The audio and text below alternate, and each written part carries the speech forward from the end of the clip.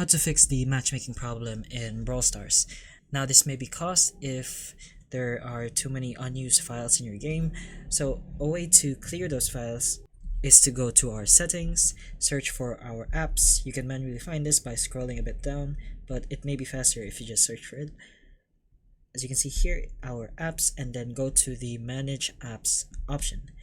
From here on, we'll look for our Brawl Stars game, and in the bottom screen you can see the clear data option.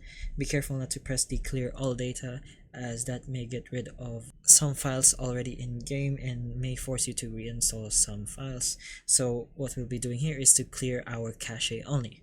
That will lighten up the space in our Brawl Stars and get rid of unused files.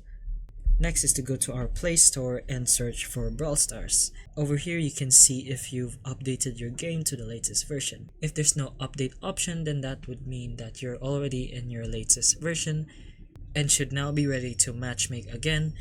But to make sure, you can always just restart your phone to clear up some unused files. Now if this video helped you, please like and subscribe for more videos like this. That's all. Thank you.